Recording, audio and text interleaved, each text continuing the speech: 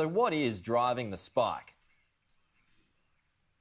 Peter, there has been an increase in numbers in Victoria, as you pointed out. There's 4 or 5 outbreaks which are largely driving this. Individually, they're of quite a small nature, but collectively they have led to an increase in the number of cases that Victoria is reporting. They're largely centred around households and really just demonstrates how easily this virus can spread within a close-knit, non-immune community. So it is basically, so the Victorian government is right in saying that, basically, too many people are having, house parties or going to houses, and that's where this is gaining momentum. Yeah, Peter, I think the important thing is that when we know what the origin of the outbreak is, that we communicate that clearly to the Australian community so that then they know exactly what they need to do to avoid it. And so we know from worldwide that households are a particular focal point of spread, and that's no exception in this situation. But it doesn't sound like anyone was doing anything wrong. They were just getting together after a long time apart. So this is the sort of thing that may happen. So is the Victorian Premier Daniel Andrews right to wind back those restrictions?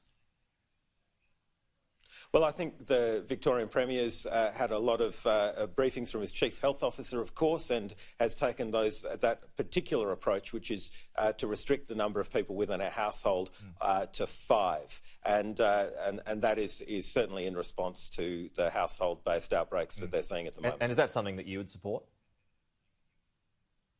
Well, we certainly supported at one point several months ago a restriction to the number of people in households. So that's entirely consistent with previous AHPPC advice when numbers start to increase. But that's a very targeted measure, and we'll see how that goes in the coming days to weeks. Doctor, I was around Sydney and regions outside of Sydney on the weekend and just noticed that people aren't paying attention to social distancing. Queues of people, stacked together closely. People, assembling in groups, in parks, in beaches, whatever. We have become complacent, haven't we? Peter, I think what's happened is that we've confused the lifting of restrictions on what we can and can't do with a licence to go back to our normal behaviours. And I stress they're two different things. If we can have larger gatherings, if we can go to the pub, that's one thing. But we can't stop washing our hands, keeping our distance in crowds, not going out when we're sick. That sort of stuff simply has to continue, because if we do go back to our previous way of life, then we will see increases in the number of cases. There's no doubt about that. But you have seen that complacency out there. We've certainly seen people not quite adhering to that social distancing that we would recommend. And as I said, I think that's because there's a confusion perhaps with that lifting of restrictions compared to keeping the behaviours going. So we want to make that distinction loud and clear. Does the COVID Safe app actually work? Absolutely, the COVID Safe app works. The COVID Safe app is detecting people's contacts at a distance of 1.5 metres for 15 minutes or more, and it is being used by the disease detectives and the contact tracers in the community, and certainly it's operating as we intended it to do so. Right, okay, so it is helping you track down people and trace them and be able to contact them. It's happening as it should. Yes, that certainly is happening.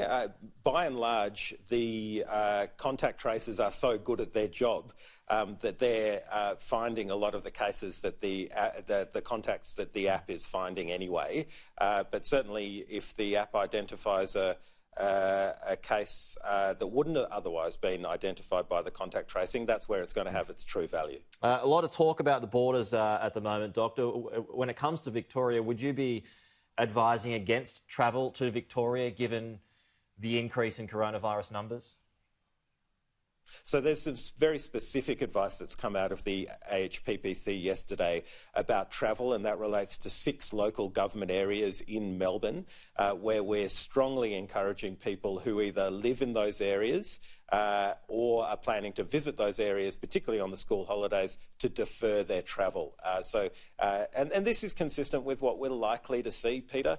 When you have small, geographically localised outbreaks, we'll be making this sort of advice and recommendation to defer travel. We had quite an admission from the World Health Organisation, whatever you make of the World Health Organisation at the moment, Doctor, but it has now reported the largest single-day increase in virus infections, 183,000 new cases in 24 hours.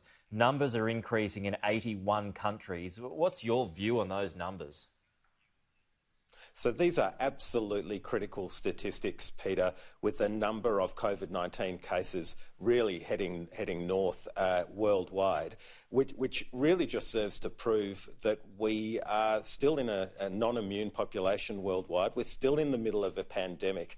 And what I would say is to encourage all Australians to look to see what's happening overseas, remind ourselves that we're still in a pandemic and we still need to maintain our behaviours as we have done to keep that virus from spreading. Okay, Dr. Nick Coatsworth, as always, appreciate your time this morning. Thanks for joining us. Thank you, Peter.